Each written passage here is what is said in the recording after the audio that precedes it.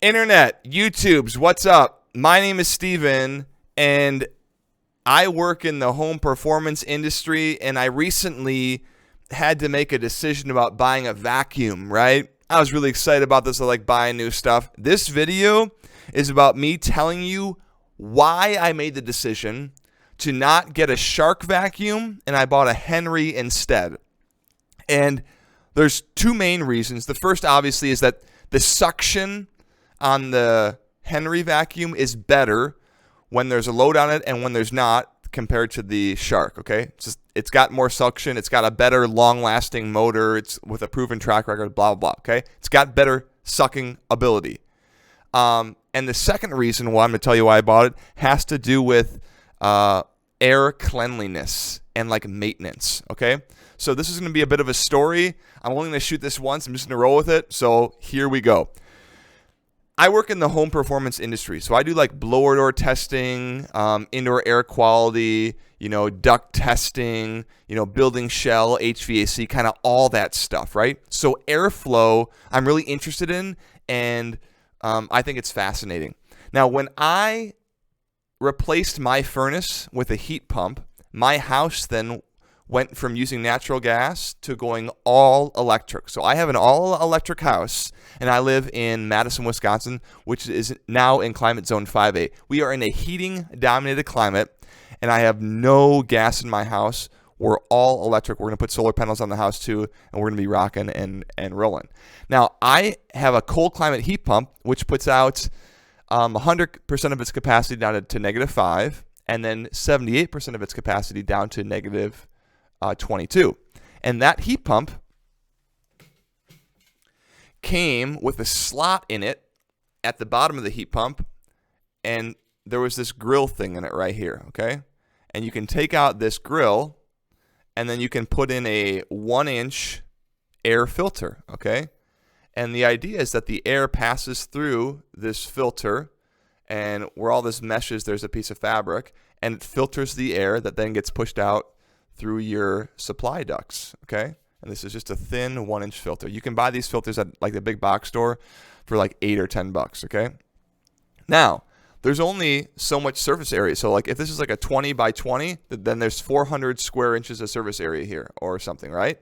Now, if you want to get better filtration on your system, you can either get a bigger filter like this. You can get a bigger filter, or you can get a deeper filter. So check this out. This is a media filter. This filter is 16 by 25, and you'll notice it's 4 inches deep, so that if I stretched out all the fabric here, it would be much larger than 400 square inches, okay? The fabric stretched out might be double or triple that, right? So the deeper dimension, or the more depth on the filter, allows more surface area of the filter to come into contact with the air stream, allowing for more and better filtration, okay? So everyone in their houses should have at least a media filter, and a media filter is one of these thick guys, okay? This is a MERV 11, but the media is how it's a thick filter, a thick one, okay? And these things cost like $25 or $30 at the big box store. Now in my house, I used to have one of these with my gas furnace, but then I went even further with my heat pump. And now I have one that is 28 by 31. So basically it's basically double the width of this.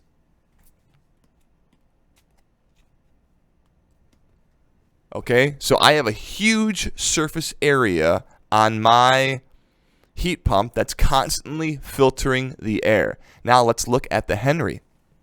The Henry, I bought the, what's it called? I bought the Henry Allergy because I was interested in good indoor air quality. And when I bought this really expensive, I don't know, it's like $300, $300, $400, this like air quality particle counter off Amazon once, I ended up returning it. But when I would run the vacuum in my house, the particulate matter, like all the little tiny stuff floating around in the air that you can't even see, it spiked like up into the thousands, right? And I was like, holy crap, I'm breathing all this stuff in, right?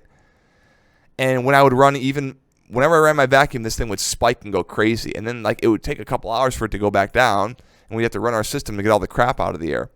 In the Henry Allergy, it comes with this. This is a HEPA filter, And look, it's a huge donut. And look at all the surface area on here that's going to filter the air. Check that out. Now compare this, guys, with the size of the filtration on the Shark. Ain't cutting it, all right? I used that Shark like once or twice, and there were already like these black and brown marks on the filters just from like one-time use of like less than like 5 or 10 minutes. I was like, wait, what? So I'm supposed to be cleaning this thing constantly? Maintenance? No, thank you, all right? This thing has got a lot more surface area than the Shark, and after all these uses, it doesn't look nearly as dirty as the Shark did after a single use. Look at the pictures that I'm going to put up here, all right? I don't want to have to deal with any maintenance. So the Henry has got both this HEPA bag filter, and it's got this this HEPA separate filter for air quality that like seals out all of the crap from getting back into the air. It's like 99.7% effective. So I care about my lungs and my health. That's what we went with the Henry Allergy. I think we spent about $500 on it, folks. Now, because I'm trying to be honest, one thing I will say is that the Henry is not as convenient to use because you have the wand with like the pull behind hose, and then like the little Henry guy who sits on the ground who you kind of got to pull him. And as a lazy American, I like to just quick whip out the vacuum and then push it and go. This requires a couple more things to set up and to get ready, and then I'm kind of carting this thing around. It's a little bit more cumbersome, but at the end of the day, the suction and the filtration and just the simplicity of design, keep it simple, stupid, that for me just wins out, okay? And it's for that reason that I went with the Henry. Guys, I forgot to say something, a bonus thing. The Henry vacuum does not come with a nozzle brush on the end that has an agitator. So you could go on Amazon and you could buy one for like, I think I bought one for like 50 or $60. I'll put it here. I'll put up the video. But then after I got that, I realized that you could just buy this.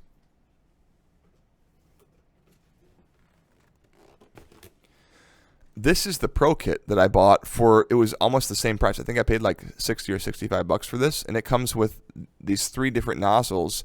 And this one right here, this is the agitator brush that's got like the little spinny thing on it, and this is a mini version of that you can use on upholstery. And one thing I think Henry should do is they should adopt Shark's, like Shark has these like these like rubber fin things that, you know, beat on the carpet and stuff, and then they can then they don't have hair wrap. With the Henry, you are going to get the hair wrap. So I wish they could kind of hijack that, like the technology or the innovation from Shark, and put it on their vacuums, because that would really be then like the ultimate, right? But this is the little agitator brush that I'm talking about. Let's see if it's going to focus on me. You can see it in there. It's the little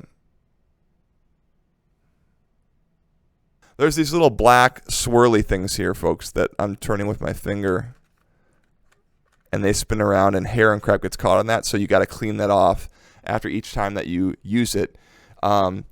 With the Shark, we didn't have to do that, so that was a benefit of that. So Shark wins for convenience, but power and probably like power and maintenance with like cleaning the filters. Anyway, that's just one feature I'd like to see on the Henry. And I was also told that I'm going to stop.